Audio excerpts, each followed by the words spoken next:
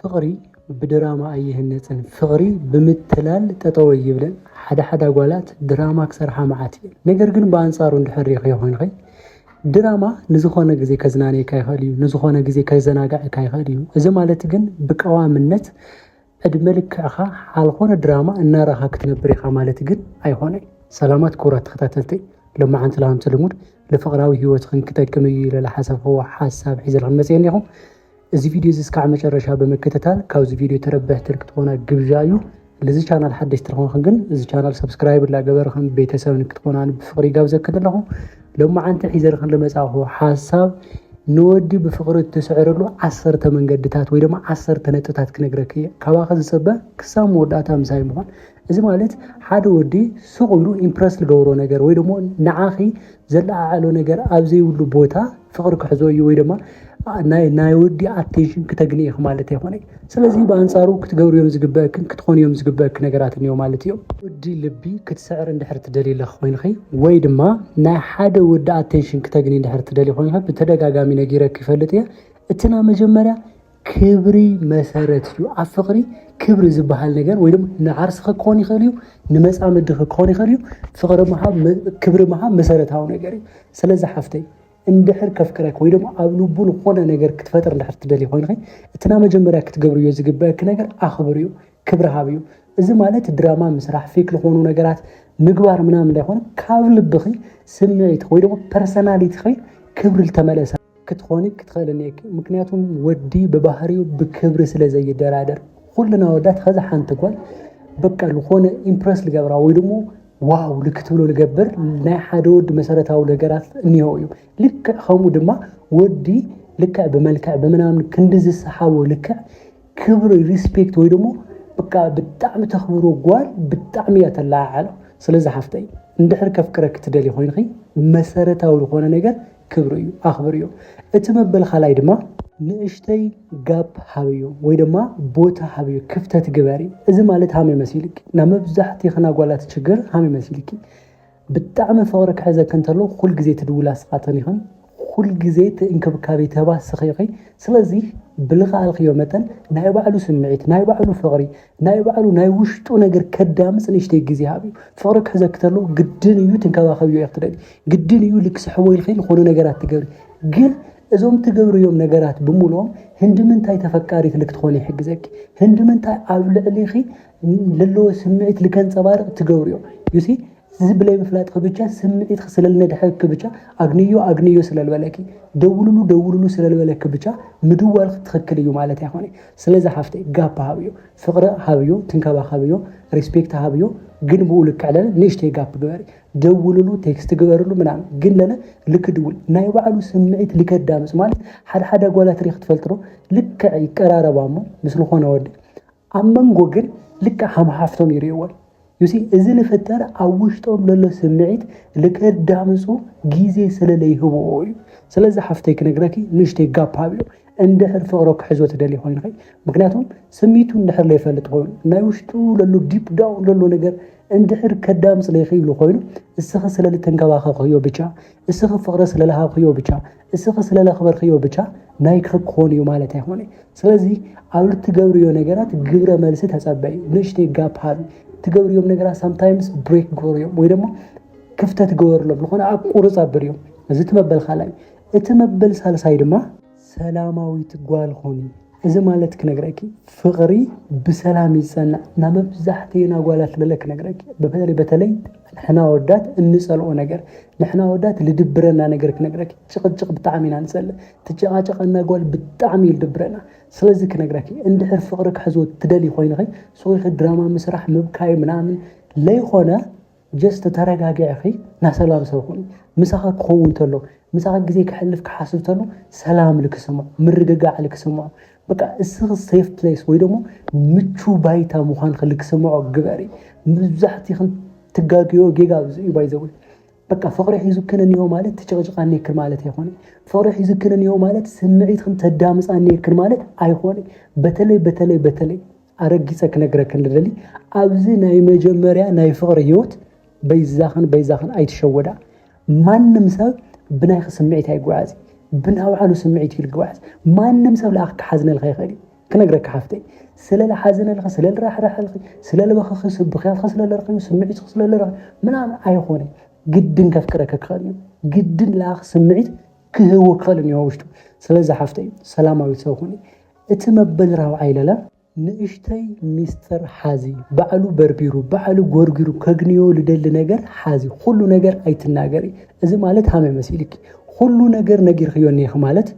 بانصارو لاخي تخرت نكيهليو لاخي كل نجر كبعل خندحر لغليو لو خوينو بقى منم سنسلسيو بلاغني كخسر كل نجر كغني داز ماتر بقى ناي خمهلاي لي مهلاي يسي سلازي بلخا الخيو متن نشتي مستر حازي بعلوس بربيرو كغنيو لدل نجر بفلاي لك نغركي نحنا ودات بقى صعيرنا غيرنا نغنيو ነገር بتعمينا نفوتي خذا حنت قال لفقر طيقاتنا ويللا عرسا مويتلخا عبيدلخا بلي باها كنبري خلي منام ነገር ኢላቶና እሱ ባዕሉ ለፍዕ በይዛኺሉ ለሚኑ ናባዕሉ ከገብራተሉ خلتيو معايا ሆነይ يسي ودي صعيرو لغنيو ነገር ቫልዩ ይገብር ودي للفعلو ነገር ቫልዩ ይገብር ودي لحيلو الانرجو لباور سمعيتو لኤቭሪቲንግ ቫልዩ ይገብር سوغلو عبيدو للو ነገር ሪስፔክት ይገብር ስለዚህ كنغركل دلتايو نيشتاي مستر حازي حب يو لخونه ነገር ግበሪ ስخبحبو بمستر لخونو ነገራት ማን ግበር ማለት ላይ ሆነ ሆነስትሊ ግን እሱ ጠይቁ ልከግኒ እሱ አልሹ ልከግኒ ነሽተይ ጋፕ ፍጣሪ እቲ መበለ ሐምሻይ ድማ ናይ ባዓልኺ ህይወት ንበሪ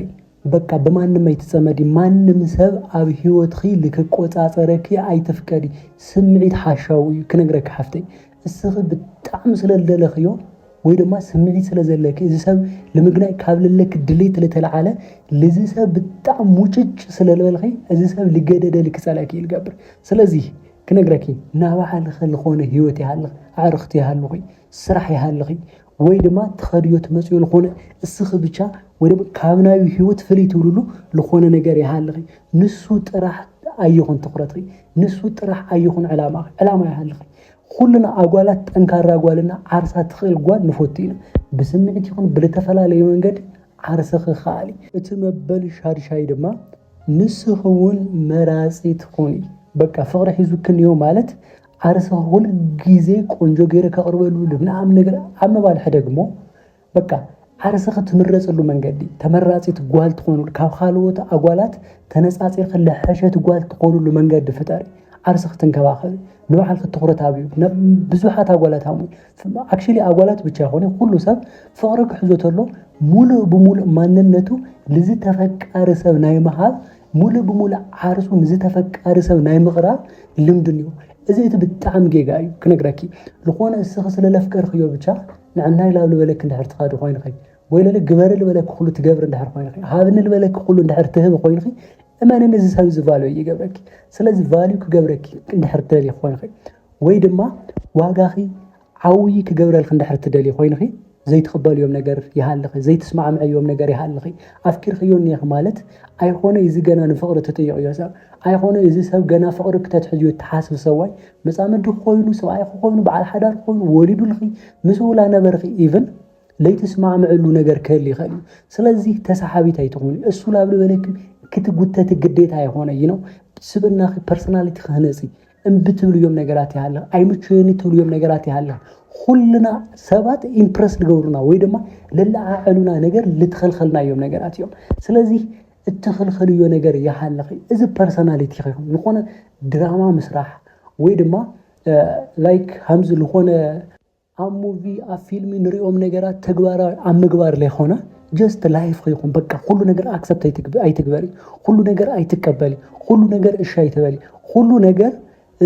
አሜን አይተበሊ ነው መሪስ ከለአኸለ ተቀመክ ብቻ አክሰፕት ግበሪ ምክንያቱም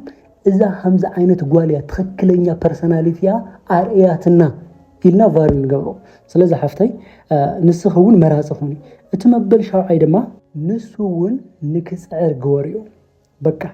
እስኺ ብቻ ጽዕርኺ እስኺ ብቻ ለፊዕኺ እስኺ ብቻ በቃ ብዙሕ ነገር ገይርኺ ቢውልድ ትገብሪዮ ሪሌሽን ናጋ ንግሁ እስኺ እንድሕር አስተዋጽኦ ሌብል ኮይንኺ እስኺ ኣብ ዝኾነ ግዜ እንድሕር ልደኸመክ ግዜ ፍቅራዊ ህይወትኩም ይፈርስልዎ ማለት እዩ ስለዚህ ክነግረኪ ሁሉ ነገር ቀሊል አይትግበሪዮ እሱውን ንኸጽዕር እሱውን ዋጋ ንክህልየኪ ንክፈልጥ ዋጋ ሃምለለክ ንክፈልጥ ንሽተይ ነገር ግበሪ አስተዋጽኦ ልክህልዮ ግበሪ በቃ ለአብነት ክነግረኪ እስኸ እንድሕር ደው ኢል ኮይንኺ ኣተ ኔክስት ደይ ለለ እሱ ልክድውል ግበሪ እስኸ ለው ማዓን ቴክስት ጌርክ ምናምን እንድሕር መሊስ ኮይንኺ ኔክስት ለለ እሱ ቴክስት ልክገብረልኺ ባዕሉ ዝኾነ ነገር ልክገብር ግበሪ እንድሕር ላይ ኮይኑ ግን ክነግረኪ በቃ ምንም ቫልዩ ክገብረኪ ይኽእል እዚ እቲ ተፈቃሪ ልገብረኪ 10 ሚስጥራት እዮም እቲ መበል ሻሙና ኢለለ ክነግረኪ ብግልፂ ናይ ምዝራብ ክእለትኺ ኣዳብሪ ተፈቃሪት እንድሕር ትኾን ትደሊ ኮይንኺ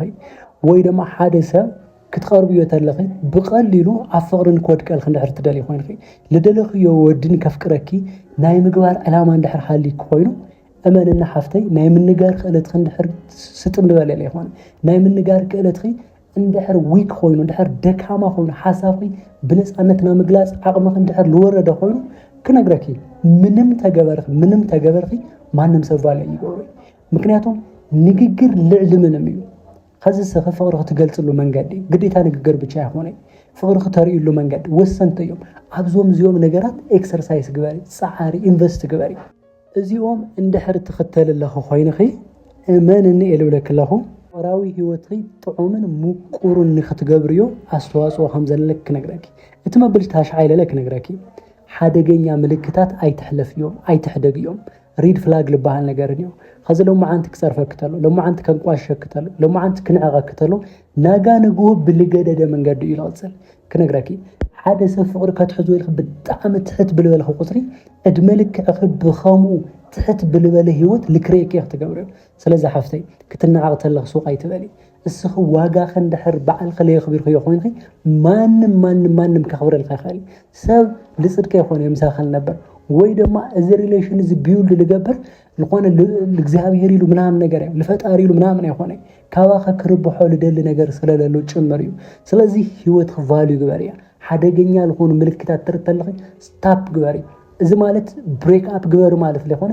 ልምንታይ ኢልክ ምሕታት ኻሊ ልምንታይ እዩ ሃምዝ ልኾነ እዚ ነገር እዚ ክዕገሶ ለይኽእል ነገር እዩ ኢልኺ ሓሳብክ ምግላጽ ተለማመዲ እቲ መበል 10 እና እቲ ዋና ነገር ለለ ፍጹምቲ ኣይትኹን በቃ ናመብዛሕቲ ኸናጓላት ችግር እዚ ፍጹምቲ ለምዃን ኣብ ትሞክራሉ ግዜ ፌክ ምዃኑ ኢና ነስተውዕል ንሕና ወዳት ምክንያቱም ማንም ፍጹም የለይ ለይጋገሰብ የለይ ወይ ደግሞ ለየጥፍ ነገር ሰብ የለይ ሁሉ ግዜ ከም ፍጹም ለምዃን ከአብለ ተጠንቀቕ ኸቆጽሪ ብዙ ነገር ያኽተበላሽ ስለዚ ፍጹም ኣይትኹን ሁሉ ነገር ሃም ትፈልጥ ጓል ኣይትኹን ሁሉ ነገር ሃም ትኽእል ጓል አክተይ ትግበሪ እዚ እቲ ፍቕራዊ ህይወትኽን እቲ ናግሊ ህይወትኽን ካብለ በላሽውና ምንም በቃ ስርዓት ለይውል ህይወት ልክትነብር ካብለ ገብሩኺ እቲ መሰረታዊ ነገር እዩ ስለዚ ፍጹም ትልምዃን ኣይትሞክሪ ጀስት ትኽእልዮ ነገር ኣቕልል ኣቢልኺ ግበሪ ትንከባኸብዮ ተለኽ ብልትኽእልዮ መንገዲ ፍቕሪ ትብዮ ተለኽ ብልትኽእልዮ መንገዲ ክብሪ ትብዮ ተለኽ ብልትኽእልዮ መንገዲ በቃ ተቀባጥርዮ ምናምን ትሪት ትገብርዮ ፍቕሪ ትብዮ ኤቭሪቲንግ ብልትኽእልዮ መንገዲ ዓይን መጻደቕ በቃ ናመብዛሕትኡ ችግር ዘዩ ስለዚ እዘን ኸዝል ነገረክ ለኹ መሰረታዊ ነገራት እንድሕር ጌርኩንኺ ማንም ወዲ ለቐረበክ ወዲ ኣብ ኢድኺ ናይ ምእታው ክእለት ብጣዕሚ ቢውልድ ትገብሪ ኢኺ ናሎማዓንቲ ሓሳብ እዚ እዩ ክሳብ መወዳእታ ምሳይ ስለልፀናሕክን የቐኒየለይ እዚ ቪድዮ እንድሕር ጠቒምክን ኮይኑ ላይክ ሼር ምግባር ከይትረሳዕ ለዚ ቻናል ሓደሽቲ ለኾንክን ግን እዛ ቻናል እዚኣ ሰብስክራይብ ላገበርክን ቤተሰብ ንክትኾናን ብፍቕሪ ጋብዘክን ኣለኹ